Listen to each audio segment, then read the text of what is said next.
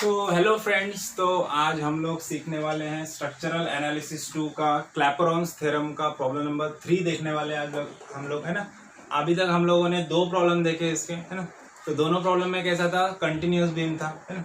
अब यहाँ पे जो प्रॉब्लम हम लोग देखने वाले, ये प्रॉब्लम कैसा है, ये प्रॉप्ड कैंटिलीवर बीम का है ना। जैसे कि हम लोग को आपको जैसे दिख रहा है, यहाँ पे एक फिक्स एंड है और इधर क्या है, इधर एक रोलर सपोर्ट है ना। तो प्रॉप कैंटिलीवर का बीम है। प्रॉब्लम का स्टेटमेंट एकदम सिंपल है। क्या बोला है, calculate the fix end moment by using Clapeyron's theorem for the beam loaded as shown in figure. और ये डायग्राम हम लोग को दिया हुआ है, जो फिक्स एंड मोमेंट है इसकी वैल्यू हम लोग को निकालना है यूजिंग क्लैपेरॉन्स थ्योरम, है ना। अब जैसे कि आपको पता है कि क्लैपेरॉन्स थ्योरम हम लोग कब अप्लाई करते हैं, जब यहाँ पे 3 क्या हो गए, मोमेंट्स हो गए, तभी क्लैपेरॉन्स थ्योरम अप्लाई होता है ना। लेकिन यहाँ पे कितना, एक ये है और ये दूसरा ये सपोर्ट है, एक ये सपोर्ट है, एक फिक्स एंड सपोर्ट है ना। और वैसे भी जब भी ये फिक्स एंड सपोर्ट आएगा तो तब क्या करना है, तब हम लोग को क्या करना पड़ता है, एक थोड़ा सा एक्सटेंशन करना पड़ता है। हम लोग क्या चेंज करना पड़ता है, देखो मैं बताता हूँ आपको क्या करना है। ये जहां पे भी फिक्स एंड रहेगा, लेफ्ट में रहो राइट में रहो, जिधर भी रहेगा फिक्स एंड जहां पे भी रहेगा ना, तो वहां पे क्या करना है, एक इमेजिनरी स्पैन कंसिडर करना है। जैसे पॉइंट ए है ना, पॉइंट ए को इधर आगे बढ़ा लो, डॉटेड लाइन बता देते हैं हम लोग यहाँ पे। और ये जो है ना, ये पॉइंट रहेगा हमारा ए डैश। अब देखो ए डैश टू ए, ये क्या है, एक इमेजिनरी स्पैन है। इमेजिनरी स्पैन है तो वहां पे एक्चुअल में वो स्पैन है क्या, है ही नहीं। एक्चुअल में वहां पे वो स्पैन है ही नहीं, है ना। ये इमेजिनरी स्पैन है और इस इमेजिनरी स्पैन का जो डिस्टेंस रहेगा, ये डिस्टेंस हम लोग कुछ भी कंसिडर कर सकते हैं ना। तो हम लोग इसको कंसिडर करेंगे 0, है ना, L0, है ना। L0 की वैल्यू 0 ही रहेंगी, क्योंकि इधर ये इमेजिनरी है, मतलब एक्चुअल में वहां पे कोई स्पैन है क्या, नहीं है। लेकिन हम लोग यहाँ पे स्पैन कंसिडर कर रहे हैं। क्यों कंसिडर कर रहे हैं, क्योंकि यहाँ पे फिक्स एंड आया है। जब भी फिक्स एंड आएगा तब ऐसा करना है। देखो क्यों करना है, क्योंकि क्या होता है, सपोज प्रॉब्लम ऐसा, यहाँ पे एक फिक्स एंड है, ये बीम है, यहाँ पे एक सपोर्ट है, प्लस यहाँ पे एक सपोर्ट है, बीच में इधर लोड है, इधर यूडीएल है, ऐसा कोई प्रॉब्लम है ना। अब देखो यहाँ पे सपोज पॉइंट ए है, ये बी है, ये सी है। देखो ए बी सी में यहाँ पे देखो, सी पॉइंट पे मोमेंट 0 रहेगा, बी पॉइंट पे कुछ ना कुछ मोमेंट रहेगा, मिडल वाला पॉइंट है, और ए पॉइंट कैसा है, फिक्स एंड है। तो यहाँ पे क्या रहेगा, यहाँ पे भी मोमेंट की वैल्यू रहेगी, यहाँ पे भी मोमेंट की वैल्यू रहेगी, सिर्फ ए की ये वैल्यू रहेगी जहाँ पे मोमेंट 0 है। तो फिर जब 2 अननोन आ जाएंगे इक्वेशन में, जब भी क्लैपेरॉन्स थ्योरम अप्लाई करेंगे तो 2 अननोन मिलेंगे इक्वेशन में। जब 2 अननोन इक्वेशन में मिलेंगे तो अपने को वैल्यू मिलेगी क्या, उसकी वैल्यू मिलेगी नहीं, सिर्फ इक्वेशन बनेगी, है ना। मोमेंट की वैल्यू मिलेगी क्या, नहीं मिलेगी। तो इसके लिए क्या करना पड़ता है, इसको ऐसे इमेजिनरी स्पैन यहाँ पे कंसिडर करना पड़ता है, ए डैश। अब हम लोग को 2 बार क्लैपेरॉन्स थ्योरम अप्लाई करना है ये प्रॉब्लम के लिए, है ना। ये ए डैश ए और बी स्पैन लेना है, एक बार ए बी सी स्पैन लेना है ना। क्योंकि ए डैश का मोमेंट भी 0 रहेगा, सी का मोमेंट भी 0 रहेगा, तब अपने को ए और बी का मोमेंट मिल जाएगा, है ना। समझ में आया। तो उसी तरह से हमारा जो प्रॉब्लम है वो थोड़ा सा इससे इजी है ना। ऐसा वाला प्रॉब्लम हम लोग नेक्स्ट लेंगे। अब ये वाले प्रॉब्लम में क्या है, ये वाले प्रॉब्लम में सिर्फ 2 ही सपोर्ट है। अब जब 2 सपोर्ट रहेंगे तो हम लोग मोमेंट निकाल सकते हैं, क्लैपेरॉन्स थ्योरम अप्लाई कर सकते क्या, नहीं। तो इसके लिए हम लोग को एक सपोर्ट बढ़ाना है। तो इसके लिए फिक्स एंड की तरफ हम लोग ने क्या किया, यहाँ पे इमेजिनरी स्पैन लिया, ए डैश, है ना। तो अब देखो ये ए डैश ए बी, है ना। तो 2 स्पैन मिल गए अपने को, 3 सपोर्ट मिल गए। तो यहाँ पे हम लोग क्या कर सकते हैं, क्लैपेरॉन्स थ्योरम अप्लाई कर सकते हैं, है ना। तो चलो तो बढ़ते हैं आगे प्रॉब्लम की तरफ। 4 मीटर का स्पैन है हमारा, देखो। तो सब में पहला फर्स्ट स्टेप क्या रहता है हमारा, फर्स्ट स्टेप रहता है हमारा फ्री बीएम निकालना है हम लोग को, फ्री बेंडिंग मोमेंट डायग्राम निकालना है। तो फ्री बीएम डायग्राम निकालने के लिए क्या करना है, पहले स्पैन ए डैश के लिए देखो, स्पैन ए डैश में मोमेंट क्या रहेगा कि ए डैश में कोई फोर्स है क्या, फोर्स ही नहीं है। फोर्स ही नहीं है तो मोमेंट क्या रहेगा, 0, है ना। मोमेंट क्या रहेगा, 0। अब उसके बाद स्पैन ए बी देखो, है ना। अब स्पैन ए बी को हमको सिंपली सपोर्टेड कंसिडर करना है, और थ्रू आउट स्पैन पे क्या है, यूडीएल है। तो फॉर्मूला क्या है इसका, मैक्सिमम मोमेंट का WL²/8, है ना। देखो स्पैन है, थ्रू आउट यूडीएल है, तो मैक्सिमम मोमेंट का फॉर्मूला क्या है, WL²/8। W क्या है, W में यूडीएल कितना है 5, L कितना है 4 मीटर, 4 का स्क्वायर अपॉन 8। तो यहाँ पे हम लोग को मैक्सिमम मोमेंट की वैल्यू मिल जाएगी, कितना आ गया 10 kilo newton. A B span के लिए मैक्सिमम मोमेंट की वैल्यू कितनी मिल गई, 10 किलो न्यूटन। मीटर स्क्वायर, है ना। तो साथ ही साथ हम लोग क्या कर लेते हैं, फ्री बेंडिंग मोमेंट डायग्राम बना लेते हैं।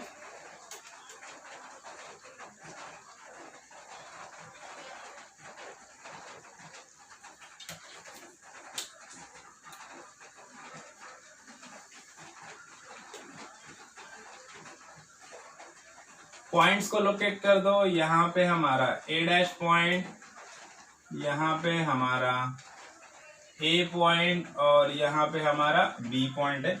हमको पता है, देखो ए डैश ए में कोई है क्या मोमेंट, मोमेंट जीरो है, मतलब सीधा स्ट्रेट लाइन आएगी। ओके, अब ए टू बी में क्या है, यहाँ पे 10 किलोमीटर का मोमेंट है, जो सेंटर में आएगा मैक्सिमम मोमेंट यहाँ पे आएगा ना।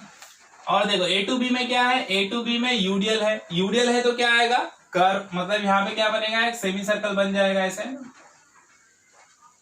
पैराबोलिक कर्व बन जाएगा। यहाँ पे मैक्सिमम वैल्यू है मोमेंट की 10 kilo Newton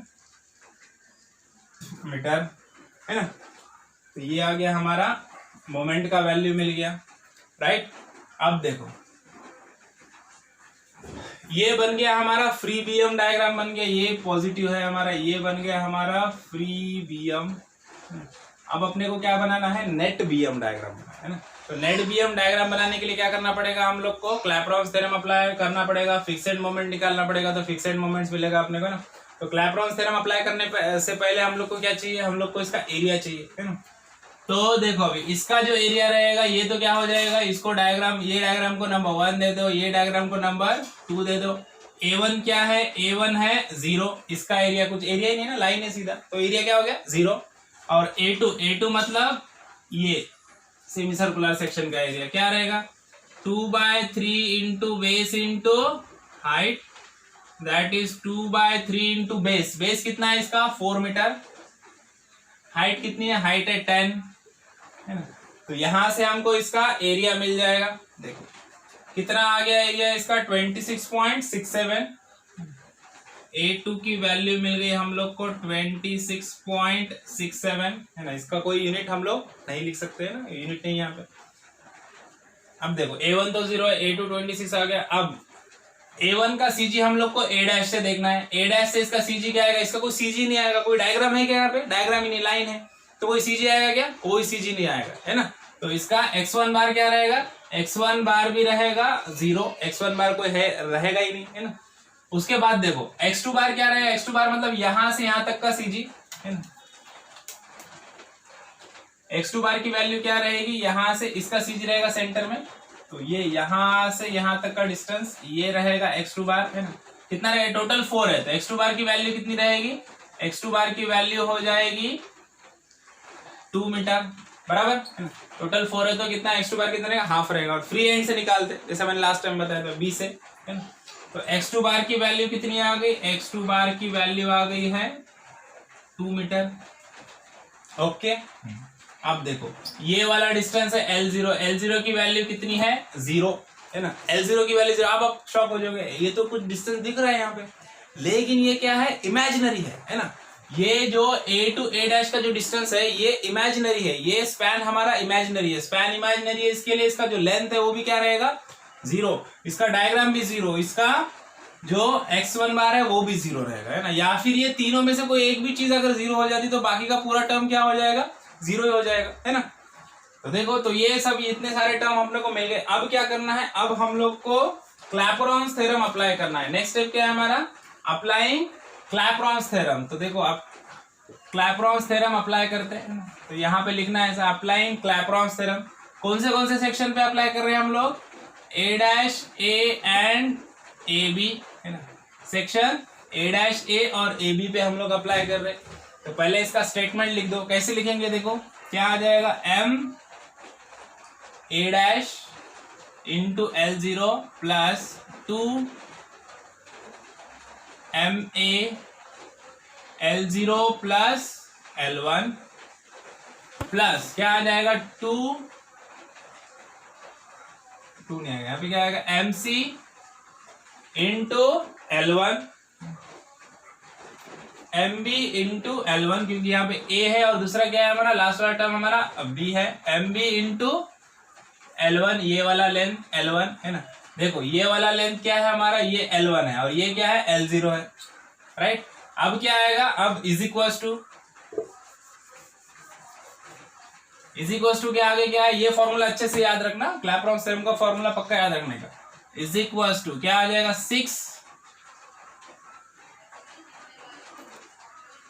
6A1 x1 bar upon L0 plus 6A2 x2 bar upon L1। Okay, अब सभी के वैल्यूज यहाँ पे पुट अप कर देना है। देखो मोमेंट एट पॉइंट बी क्या रहेगा, moment at point B free and है तो इसका मोमेंट 0 रहेगा। मोमेंट एट पॉइंट ए का भी वैल्यू क्या है, 0 है, तो ये वैल्यू यहाँ पे पुट कर दो। Moment at point A dash कितना है, 0 है, देखो तो 0 इंटू 0 L0 भी 0 है, प्लस यहाँ पे देखो 2ma, L0 की वैल्यू कितनी है, L0 मतलब ये लेंथ कितना है 0, प्लस L1 कितना है 4, प्लस देखो MB की वैल्यू कितनी है, फ्री एंड का मोमेंट 0 है ना, तो यहाँ पे भी क्या आ जाएगा 0 इंटू L1 कितना है हमारा 4 है ना, तो ये टर्म तो 0 हो जाएगा है? अब देखो इज इक्वल्स टू है ना, इसके आगे क्या आएगा यहाँ पे, इज इक्वल्स टू 6A1 की वैल्यू कितनी है, A1 मतलब इसका एरिया कितना है 0 है, लाइन है सीधा है, तो ये भी क्या हो जाएगा 0, x1 बार भी 0, L1 भी 0, ये पूरा का पूरा टर्म क्या हो जाएगा 0, प्लस देखो A2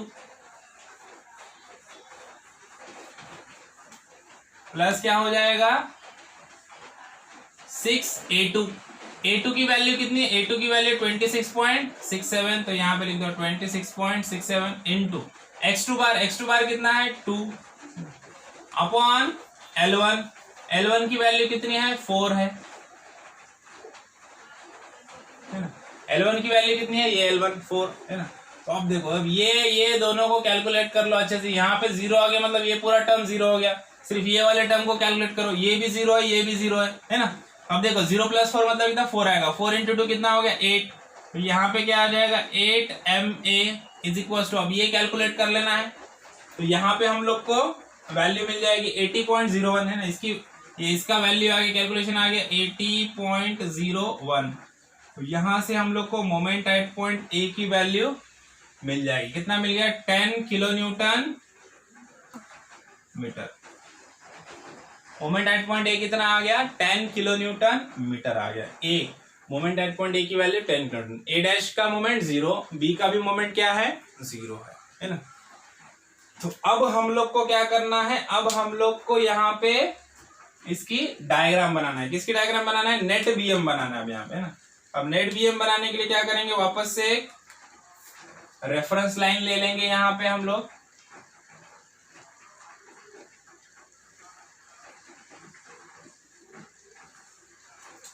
पॉइंट्स को लोकेट कर दो, ये वाला पॉइंट है A0, इधर है पॉइंट A और यहाँ पे है पॉइंट B है ना। तो एज इट इज जो पहला फ्री बीएम का डायग्राम है उसको एज इट इज ड्रॉ कर देना है ना। सपोज ये यहाँ पे सेंटर में आ गया, यहाँ पे 10 है, तो ये क्या आ जाएगा, ये ऐसा कर्व आ जाएगा, ओके राइट। ये कितना यहाँ पे मोमेंट है 10 किलो न्यूटन मीटर है ना, ये फ्री बीएम का हो गया पॉजिटिव है ना। अब आपने को फिक्सेड मोमेंट का डायग्राम बनाना। फिक्सेड मोमेंट मतलब एंड्स कहाँ पे, ए बी, ए डैश, ए और बी, ये 3 एंड है। ए डैश पे मोमेंट कितना है 0, तो पॉइंट आएगा यहाँ पे, मोमेंट 0 है। बी डैश पे मोमेंट 0 है, पॉइंट आएगा यहाँ पे। ए पे मोमेंट कितना है, ए पे मोमेंट है 10 है ना। ए पे मोमेंट 10 है मतलब क्या करने का, यहाँ पे स्ट्रेट 10 कहाँ पे आएगा, इसके लाइन में आएगा सीधा, ये भी 10 है ना वैल्यू, तो यहाँ पे वैल्यू आ जाएगी moment at point A is equal to 10 kilo newton metre, ये फिक्सेड मोमेंट है। अब देखो ए डैश पे मोमेंट कितना है 0 है, तो 0 से यहाँ तक क्या होगा, डायरेक्ट स्ट्रेट लाइन ज्वाइंट होगी ऐसे। और देखो बी डैश पे, बी पे कितना मोमेंट है 0 है, तो देखो ए से बी तक का डायरेक्टली क्या होगा, लाइन टू लाइन ज्वाइंट होगा, यहाँ से स्ट्रेट लाइन से ज्वाइंट होगा। और ये कैसा आएगा, लाइन नेगेटिव आएगा है ना। ये वैल्यू क्या बताता है, नेगेटिव, राइट। तो देखो यहाँ पे ये आ गया हमारा, और ये यहाँ पे देखो यूडीएल रहो कुछ भी रहो है ना, फिक्सेड मोमेंट का जो भी डायग्राम रहेगा उसमें क्या होता है, straight line to line joint करना है आपने है ना, लाइन टू लाइन ज्वाइंट करना है। कोई यहाँ पे क्या है कर्व वगैरह नहीं आएगा फिक्सेड मोमेंट के डायग्राम में। A dash to A direct straight line से ज्वाइंट होगा और ए से बी भी डायरेक्ट स्ट्रेट लाइन से ज्वाइंट होगा।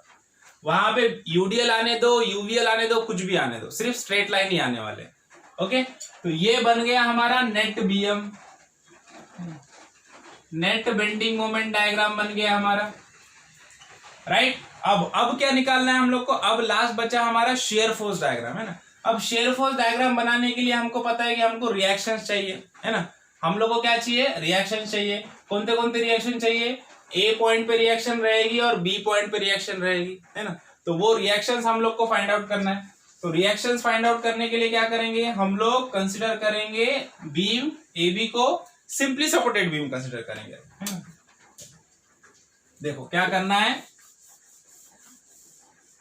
मैं बताता हूं क्या करना है अपने को। बीम AB को to find the support reactions, जो हमारा बीम AB है स्पैन, इसको सिंपली सपोर्टेड बीम कंसिडर कर दो। हमारा ये एंड ए है, ए पे क्या रहेगा? ए को फिक्स एंड नहीं कंसिडर करना, इसको भी सिंपली सपोर्टेड कंसिडर करना है। अभी यहाँ पे आएगा रिएक्शन आर ए, ये पॉइंट ए है और ये वाला पॉइंट हमारा बी है, यहाँ पे भी आएगा रिएक्शन आर बी। ओके, और ए पॉइंट पे मोमेंट है, फिक्स एंड मोमेंट है, तो ए पॉइंट पे मोमेंट भी रहेगा। ये यहाँ पे मोमेंट बता दो, है ना। ये आ गया हमारा मोमेंट एम ए, कितना है moment M A? 10 kilo newton metre. ये आ गया मोमेंट एट पॉइंट ए। अब ये इतने वैल्यू आ गए हमारे, और स्पैन कितना है इसका? स्पैन है 4 मीटर, 4 मीटर का स्पैन है, और इसके ऊपर कैसा है? यूडीएल है,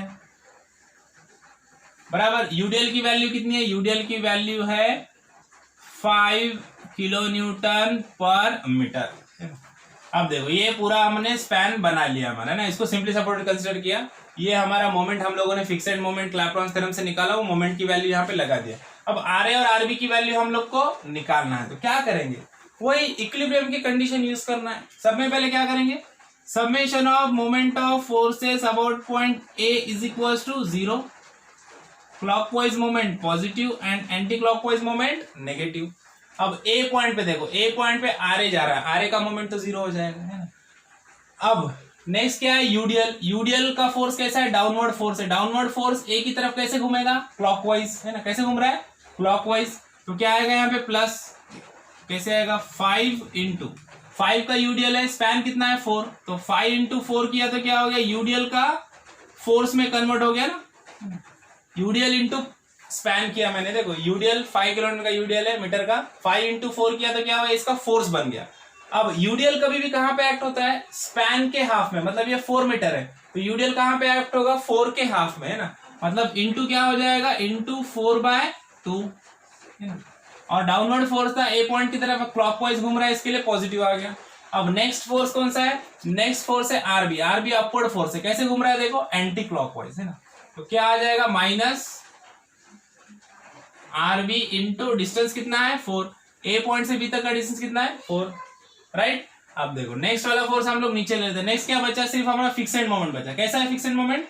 एंटी क्लॉकवाइज, है ना। तो क्या आ जाएगा? -10। फिक्सेड मोमेंट की वैल्यू कितनी? 10। फिक्सेड मोमेंट का कभी डिस्टेंस लेते हैं क्या हम लोग? नहीं, डिस्टेंस नहीं लेना, सिर्फ उसकी वैल्यू लेते हैं। ओके, तो -10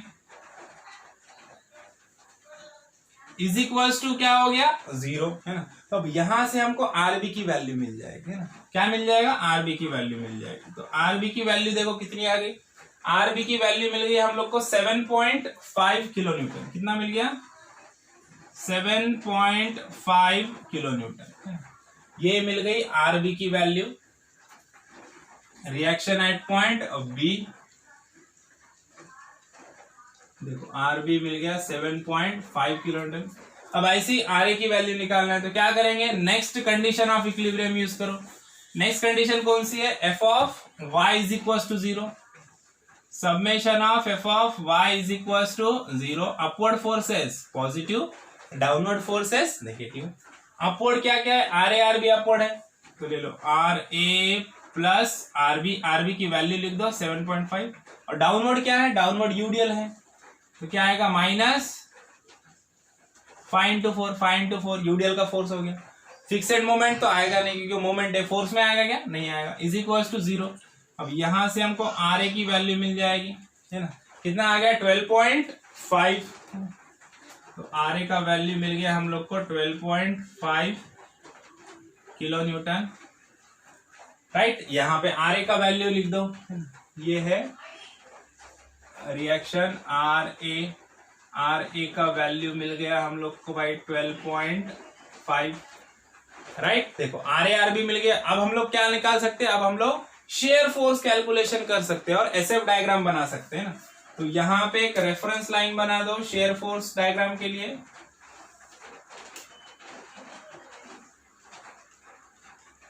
अब देखो ए डैश टू ए का कोई रेफरेंस है क्या, नहीं है। सिर्फ कहां तक आएगा शेयर फोर्स डायग्राम, सिर्फ ए टू बी का आएगा, है ना। ए टू बी का शेयर फोर्स डायग्राम आएगा, क्योंकि ए डैश टू ए क्या है, ये इमेजिनरी स्पैन है, इमेजिनरी स्पैन का शेयर फोर्स नहीं आएगा, है ना।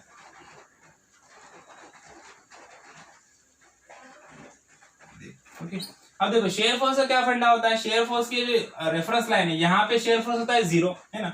ऊपर रहेगा पॉजिटिव और नीचे रहेगा नेगेटिव। जब भी वैल्यू पॉजिटिव आएगी तो डायग्राम ऊपर बढ़ेगा, और जब भी वैल्यू नेगेटिव आएगी तो डायग्राम नीचे की तरफ बढ़ेगा। ओके, अब देखो, अब हम लोग शेयर फोर्स कैलकुलेशन करते हैं।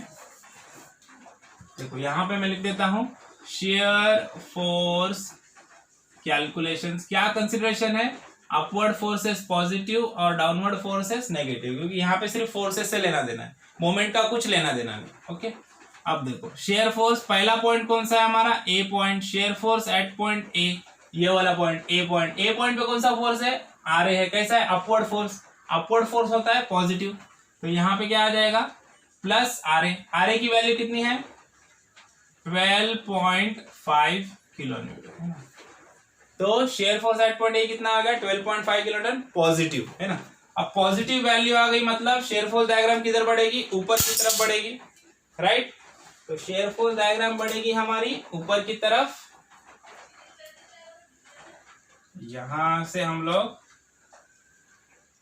ऊपर की तरफ पॉइंट ले लेंगे, है ना, यहाँ पे, है ना।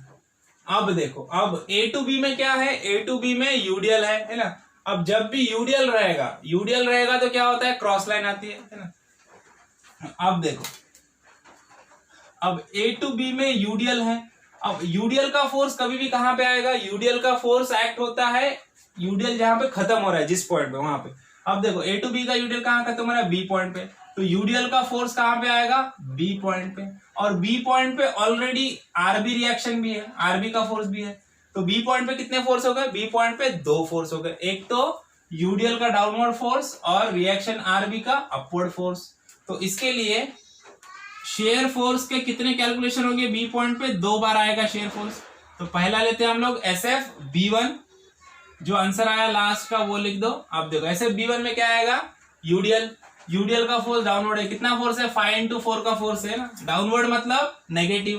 तो यहाँ पे क्या आ जाएगा -5 into 4, 5 into 4 मतलब 20, 12.5 - 20 कितना आ गया, -7.5 किलो न्यूटन। कितना आया वैल्यू, -7.5 किलो न्यूटन। माइनस मतलब वैल्यू किधर जाएगी, नीचे, डायग्राम किधर आएगी, नीचे। अब बी पॉइंट से नीचे इधर पॉइंट ले लो, किधर, यहाँ पे आ गया भाई, ये है 7.5 किलो न्यूटन और यहाँ पे है 12.5। अब देखो ए टू बी में यूडीएल है तो क्या होगा, ऐसी क्रॉस लाइन आएगी, क्रॉस लाइन से ज्वाइंट करेंगे डायग्राम। पॉइंटेड होता तो क्या होता, स्ट्रेट लाइन जाती थी, पॉइंटेड नहीं है तो क्या होगा, क्रॉस लाइन जाएगी। अब लास्ट वाला पॉइंट बचा हमारा, देखो share force at point B2, जो आंसर आया वो लिख दो, कितना आया -7.5। अब देखो बी पे दूसरा एक फोर्स है आरबी, जो अपवर्ड फोर्स है। अपवर्ड फोर्स कैसे लेते हैं हम लोग, पॉजिटिव, मतलब यहाँ पे आएगा प्लस। आरबी की वैल्यू कितनी है 7.5, -7.5 + 7.5 0, है ना। क्या आ गया, 0 आया, मतलब डायग्राम कहाँ पे जाएगी, वापस रेफरेंस लाइन पे चले जाएगी, है ना। रेफरेंस लाइन पे जाके खत्म हो जाएगी, बी पॉइंट पे यहाँ पे चला गया, है ना। यहाँ पे ये हो गया हमारा नेगेटिव, ये हो गया पॉजिटिव, ये बन गया शेयर फोर्स डायग्राम, है ना। समझ में आया, तो सब में पहले प्रॉब्लम नंबर 1 और 2 को देखो, उसके बाद प्रॉब्लम नंबर 3 देखो। ये प्रॉप्ड कैंटिलीवर बीम का, जैसा प्रॉप्ड कैंटिलीवर बीम आएगा तो कैसे करना है, प्रॉब्लम को सॉल्व कैसे करना है। सब में पहले इमेजिनरी स्पैन लेना है, जिसको L0 डिस्टेंस देना है ना। उसके बाद आगे प्रॉब्लम इस तरह से सॉल्व करना है। ओके, समझ में आया? अभी नेक्स्ट प्रॉब्लम वापस हम लोग प्रॉप्ट वाला लेंगे, जिसमें और अच्छे से हम लोग इसको समझेंगे। तब तक के लिए थैंक यू, बाय बाय।